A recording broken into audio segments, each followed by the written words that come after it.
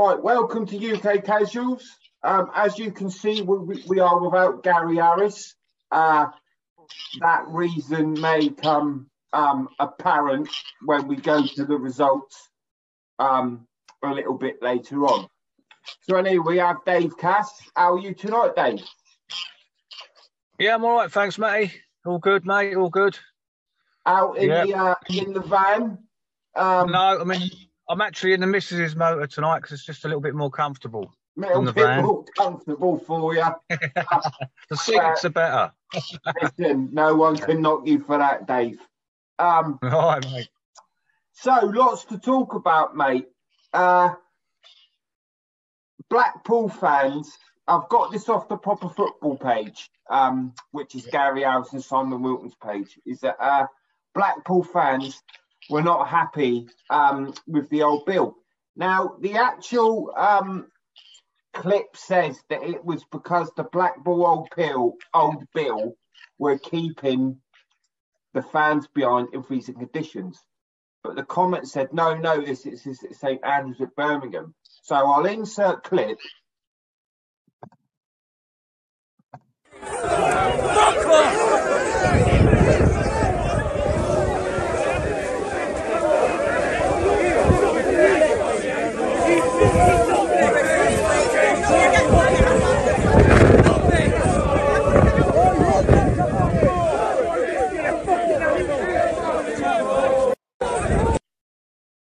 Yeah. So as you can see there, Blackpool fans not very happy with the old bill, kicking off against them. The reason's not quite apparent, but maybe it was because they were being kettled. I mean, I don't know. The reasons for that. Something must have happened in the ground or something. This is the problem at QPR Luton the other week. They let all the fans out together. Same with QPR Millwall earlier in the season. Let them all out together and it just went absolutely ballistic all over the gaff. But this time it looks like they've kept the Blackpool fans in. Maybe there was a hint of trouble. God knows what. Yeah, and Blackpool fans wasn't happy at being kept in. No, it's a pain in the arse, ain't it? Well, it's not very nice being kettled. No. You wanted to talk about, was it the Legia Warsaw fans at Leicester in the week? Yeah, I mean, I see a bit of it on the RTE channel over here in Ireland.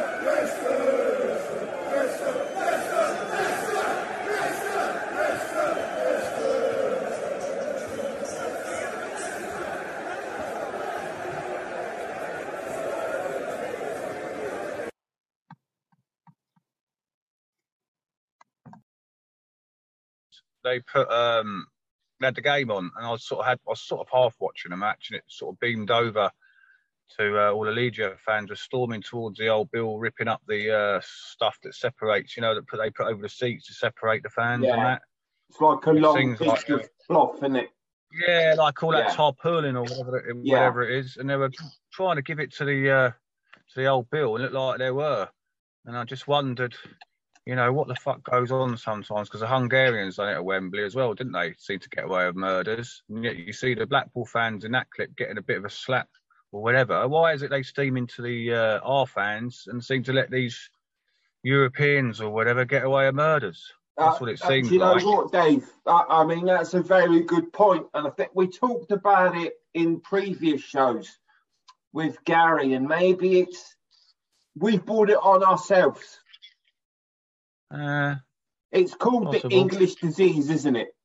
Hooliganism. Well, yes, it was back in the 1970s and the 80s.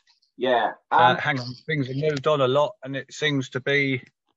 You ever look at these clips? Did you ever watch Hooligans TV on YouTube? There's some serious battles going off all over the world, even. You know, old Bill across the world and fans getting stuck in. Much worse than what, you know, what's going on over here at the moment. I know things are pretty bad this season across the board. There's a lot of violence back again this season. And the old Bill seemed to be letting people get on with it, which seems a bit ominous. Why they're doing that. Yeah, maybe there's a greater reason behind it all. Possibly.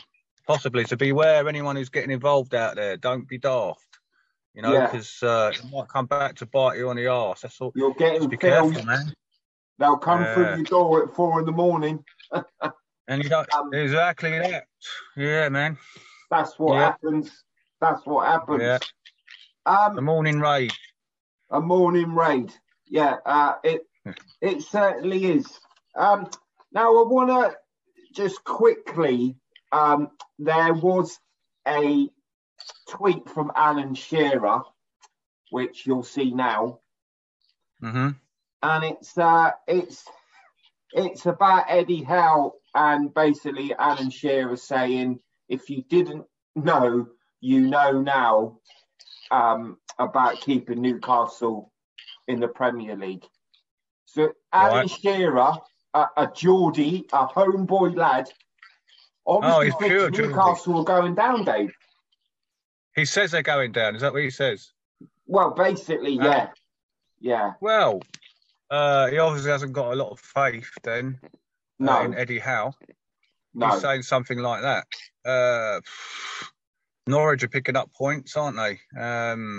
They drew again today, or yesterday. So they haven't lost for a few matches. Now, I think Newcastle lost at the weekend 2-0 today to somebody. I can't remember now. You'll say the results later on, but I know Newcastle seem to be in a bit of a bother there. Yeah. But, you know, you've got to give him a chance. If he's a Geordie through and through, which he is, give him a chance, man. Get behind him, right? But then he's being realistic. Perhaps he's being very realistic and thinks we're doomed. They're doomed, like, I don't know. He's probably pissed off. Yeah. Just to switch off, because we are called Talk from the Terraces, so it's not all about what's going on the pitch. I'll put up some pictures now. And as you can see there's a man cave, and it's absolutely fantastically done. It cost the geezer $5,000, and it's basically, as you see in the pictures, it's an Adidas shoebox. It's a man cave with a bar in. As I said before, Dave, it cost him $5,000. Now, is that the ultimate man cave, or is that a bit too far? You know what? It's an excellent looking man cave. I mean, look, that's so realistic, that Adidas shoebox. It's even got the size on the side, etc. You know, size 9s, isn't it, or something? But it looks excellent, and inside it looks like a proper bar. So I mean, $5,000 may have been spent on. Just like a little extension on a home, isn't it? It's not cheap these days to do things like that. So, you know, he's obviously got a few quid, and good luck to him if he wants to spend his money on something like that.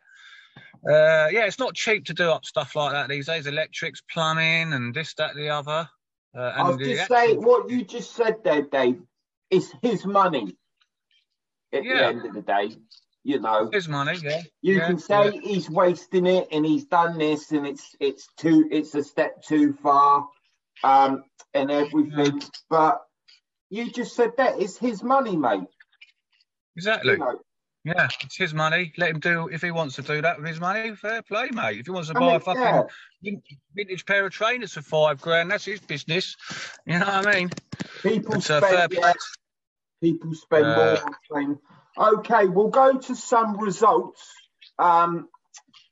because Gary's not here and you're out in the missus' car, so you can't see a lot. But this is why Gary probably hasn't turned up tonight, Dave. Gary, we're going to hear your result now, aren't we? For Matt, he's going to read out the Watford result, I think. Yeah, Leicester 4, Watford 2. Oh, no.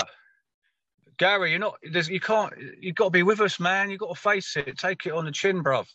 Yeah, Vardy is obviously scored to send, as said to Claudio Reyna, you've come back to Leicester, but it wasn't a good night for you, pal. Oh, dear, yeah. And that crazy. Football's such a crazy fucking game right now, isn't it? Like, look what they smashed. Watford smashed Man United. Yeah. 4-1. We spoke about this the other day, didn't we? A few weeks ago, even with Martin, I think. Now, one week you can beat someone, and the next week you can fucking lose to someone who you thrashed.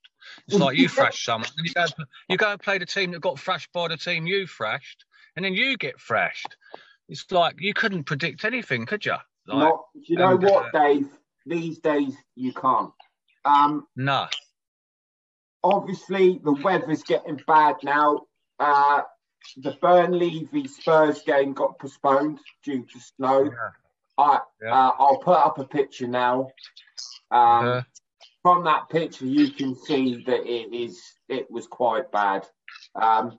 There are certain comments from the old school just saying, get out the orange footballs and get on with it. Yes, like the old days, mate. The old orange footballs.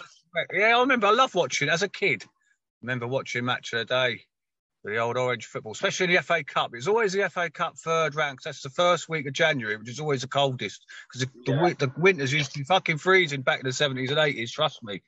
And the old orange football, mate. Yeah, get the orange football back out. Ooh. That's what I say. Stop being pussies. Stop being fucking pussies and get on with it, man. The orange tango football, Adidas tango footballs. You can't beat it. Even Subbuteo had one. One of the best. Well, I'll go through a few results and I will be putting up all the results at the end of this podcast. Crystal Palace 1, Villa 2. Steven Gerrard seems to be on a winning streak. Going well for him, Dave, isn't it? And the Palace's first defeat at home this season as well, that was, I believe. So, Gerrard is... No, yeah.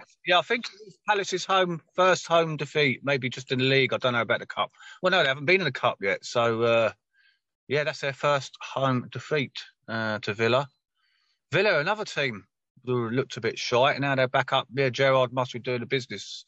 So fair play to him, Steve, we'll talk about Steven Gerrard just a minute.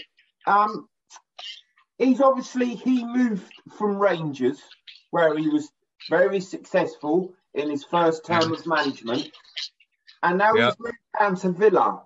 And obviously he seems to be doing well. And we've said before, he's heading to Liverpool, isn't he? Possibly en route in a roundabout way, but if he can do a good job at Villa, fair play to him. Right, we'll go to Man City 2, West Ham 1. West Ham have been doing well lately, but Man City got the score out. Another massive result, Dave. Liverpool 4, Southampton 0. Well, that would have been. That's one game you would have said that Liverpool would have smashed them. So you would have expected that type of result. I'd have said against Southampton. No disrespect to Southampton. Liverpool. Sorry. 4 goals. Yeah. You expect Liverpool to score a lot these days, don't you? So. It was no shock, that result, to be honest with you. Not to me, anyway. I'd have said that they'd have won that hands down. So, and they did. Because a few seasons, I can't remember, it was a few seasons ago now. There was a lot of Southampton players moving on to Liverpool, wasn't there? Yeah, there was. Yeah, that's right. Yeah. I can't remember the name. Played for England. Oh, that geezer that played for England. I never rated him that much. Oh, God. and he went off to their sort of what was his name? I can't remember. Okay, I'm getting yeah. We'll go to, as you said. I think you said before. There's a couple of 0-0s. Norwich and Wolves were 0-0, and Brighton and Leeds were 0-0. Norwich, right, to get a draw, that's not bad for them, is it? You know the way it's going. No, they're doing well. They've now, I think they've run beaten in the league in about 4 games, and they were dead and buried 5 weeks ago. So we actually broke them off. Yeah. Yeah, they're pulling themselves out, aren't they? They're pulling themselves out of it a little bit. So, if they can keep that up, keep getting the odd point here and there, and possibly a win or 2, then they might even survive Norwich, but maybe not. I can't see it, but they're trying their best anyway, aren't they? So good luck to them. That's all you can do, Dave. That's all you can do. They're giving it a go. There's a video on Match of the Day, and it's some league. It's not quite sure what's going on at the moment. I think it was the referee that pushed him there, and he's gone down. You try to convince the referee you've been struck from behind, and then you find out it was the referee that struck you. That was ridiculous. The Championship, or the English League, or the Premier League. It's the league. I think it's in Spain or somewhere, where you've got this player and he gets up and the ref taps him on the back to say, right, come on, let's go. And he falls down. And it's called the most embarrassing dive. Now, with these, I first sort of heard of professional diving, and I'm not slating the player at all, but it was Michael Owen. But when I first... It was Michael Owen who dived, was it? Yeah. Yeah, well, that's when I first sort of heard of it. But, let's be honest, Dave, these forwards now, they get a touch and they're gone, aren't they? It's acting. It's fucking cheating. It's not acting, it's cheating. They're cheating. They should be booked immediately. And if that's my opinion. Listen, football's supposed to be, back in the day, it was a good old physical game, like you shoulder barging each other, dirty sliding tackles, etc., etc. Like, not horrible. A man's game. Yeah. It's a man's... Listen, that is cheating. If you're trying to cheat the referee and the other team out of a win or whatever, and try and get a penalty or a free kick which would alter the course of the game, that is just cheating. And it is also embarrassing, like you say, rolling around like you've been shot. It is an embarrassment. Like, some of these boys back, they'll be fucking rolling in their graves, some of these boys back in their 50s and 40s with the big fat leather footballs with the fucking great big laces hanging out of them. Remember people like Chopper Harris and all that lot? And was it Billy Bremner of Leeds? Yeah, and I'd like to mention Alan McDonald, the greatest QPR defender, probably one of the best, and he was RIP, who died a while back, but he was a tough... These sort of defenders would be fucking so embarrassed. Why would you fall over like that? It's embarrassing. Yeah. It's like for one reason only. They're fucking cheating, and they think they're clever, but they're not. No, it's not. End of story. Okay, just before we finish up, Dave. We've on this podcast, we've never really talked about the subject of football films. Now, this would be a subject in the pub amongst the chaps. So this is why I want to talk about it with you. Right. What do you think is the best football film you've seen? Oh, football film. Yeah. Now, there is loads, isn't there? I mean, remember when we done the interview, myself and you, when you first interviewed me about my book, Shenanigans. So hey, just got to get a plug in again. Yeah. But you always ask most of your people that you interview what's about the football films. Yeah. Now, me, going back to the old days, I actually liked The Firm, the original one, with Gary Oldman in. Yeah, people might say, oh, it was a bit thingy, but I thought it was quite decent, that film. I even liked ID, even though it was a bit silly, but it was actually based on a true story of an undercover old Bill at Millwall back in the 80s, right? You know what, I've read his book. Yeah. ID is one of my favourite films. I didn't think it was that far-fetched, if I'm honest. Really? I'm in the process at the moment of trying to get the actual guy that went undercover into Millwall for an interview. Have you read the book, Matty? Have you read his book? No, his name's James Bannon, isn't it? Yes, I've got his book and I've read it. I've got his book indoors. Yeah, he got involved, really involved. In fact, he upset his colleagues. He upset his colleagues quite a lot because he got well involved, shall we say? Yeah. He has done another interview. He has done another podcast. So I'm in the process of trying to reach out to him, and hopefully that will pull off. ID thought was a brilliant film. Yeah. I don't know if you've seen the sequel, Dave. ID 2. No, I never. Sequels of any films are always shite. Yeah, don't bother. Fuck them. Yeah, they're useless. Don't bother. I'm not going to bother. I liked also football. Some people don't like Football Factory. Football Factory, I thought was funny, and it portrayed characters. Football Factory, Dave. Yeah. It portrayed the characters well. There's my favourite character, which I can't remember. Was it Bill? Yeah, Billy Bright. Yeah. He's a fucking paranoid loony, isn't he? Like, he gets proper paranoid in the arsehole with everybody. Now, there was always one of them or two of them boys around in each firm, isn't there? One, back in the day when I was on the piss and fucking off me nut, I used to get a bit fucking silly as well. But I like that fucking film, yeah. I like Football Factory. I'll tell you a film I fucking think's the most embarrassing is Green Street. That is embarrassing, man. I'm glad you brought Green Street up, because when I started my channel, my first ever interview was with Dougie Brimson, which is the writer of Green Street. Now, if you go and watch the interview, I'll put the link up in the description. Very surprisingly, you will hear Dougie himself slate Green Street. Right. And he was also banned off the set because it was a woman director that actually directed Green Street. A woman? Yeah. And he said Green Street should have been so much better. It could have been, couldn't it? I mean, they got certain things right. They got the clothing right. They got, the fella they got to play the bloody part. What's his name? Not the fella. Was it Harry Potter or someone? Oh, Elijah Wood. Loads of Elijah Hobbit. Wood, not a Harry Potter. Yeah. Yeah, mate. I mean, really.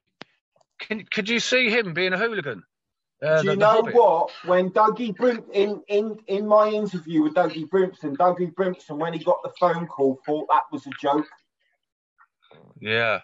They said, we've got a major Hollywood star, Elijah Wood, is going to be the American that comes in and joins the hooligans. Yeah. And Dougie Brimson thought that was a joke. He says it on my podcast. And he very bad call. He got banned. And then you had Green Street 2, 3, 4, and it got silly.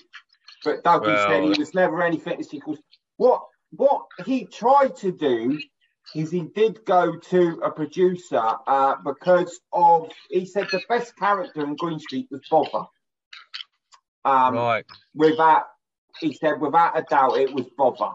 Was he the fella? Was he the tall skinner? He had his crop tear and he wore the 3/4 length like Aquascutum jacket. Was that him? No, he was played by Leo Gregory. Right. I don't really know much about it. Blonde hair. He was the one that was the traitor that went over to the Millwall firm. Oh, yeah. I kind of. And he basically said, but they didn't want to know. No. Unfortunately. No. But a lot of people think that when you chat to Dougie Brimson will say, Green Street was shite. Yeah, they could have done that a lot better. 100%, man. I'll tell you what I did watch, Dave, and it's one of the original films, was Arrivederci Millwall. Have you seen that? Oh, yeah. Yeah, I did remember that, yeah. I watched that the other week. Didn't really know what to make of it, really. I remember the name of the film, but my days, when a lot of my days were a bit hazy when I was on, back in my old pissed up days, etc. Yeah. I remember the film. I can't actually remember exactly what it was all about now. Arrivederci Millwall. It was a Millwall. It was a little firm of little Millwall, not like 6, 7 or 8, and they went on tour with England, and they basically went to Spain, and then one of them fucking went mad and shot people and got nicked, and it was just a tale of woe, really. And I didn't know what to make of it. But people, now I tell you what, you mentioned the original film.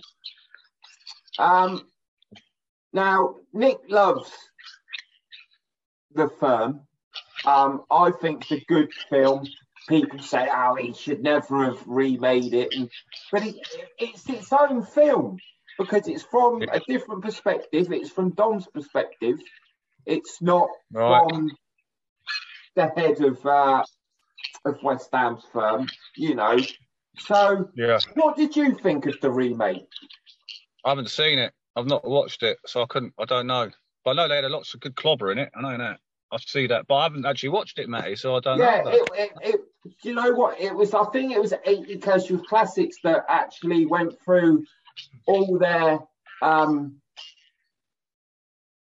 sort of clobber and even the collector stuff that they don't sell, and they went right back and they, all the 80s stuff was there, mate. It was, the vintage stuff. Stewart's in London sell that type of clobber. All the old tracksuits, weren't it, mainly? The colourful tracksuits. Well, it's funny, again, you mentioned Stewart's. I've got, and I don't know if you remember, but I've got an interview coming up soon with a guy called Mick Robinson, who was in the band Accent, and they were labelled as the first casual band, and their manager was the guy that owned Stewart. He was back in the day of the documentary. Have you seen the old documentary? Casuals. Yeah, they were in Casuals. Yeah. He was a Londoner. He wasn't a Londoner. I don't know where he's from, but he had the old perm and a tash. He looked like a proper. Was he a Londoner? His name was Stewart, wasn't it? But yeah, man. Well, anyway, soon I've got Mick Robinson coming up. From the band Accent, because their actual first gig was on the field at Chelsea at Stamford Bridge. They didn't know. They didn't know what was going to happen. They thought they would get shit chucked at them and and all sorts. But he said it went down well, and the band Accent never really went anywhere because they didn't really know what they had at the time. They just wanted to get free clobber from Stewart's. And Mick will readily admit that. And that's a podcast I've got coming up soon. Also, that'd be a good. Yeah, also I've got Frank Portinari of Spurs, part 2. It's called Away Day Stories. It's a bit of an Christmas special. That'd be interesting. Yeah, he loved it back in the 70s. Old Frank Tottenham, wasn't he? And that. He's got his own podcast called Frankly Speaking. So go over, subscribe to that. He actually interviews a lot of people himself for Frankly Speaking. But I turn the table as him. I've already done a part 1, so I'm going to do a part 2 for Christmas special, Away Day Stories. Also got to say, have to mention Martin. Obviously, God bless Martin. Funeral coming up soon. 13. I can't make it. because it's in Great Yarmouth. But I understand you and I have a web link. Yes. So we can watch it and pay our respect.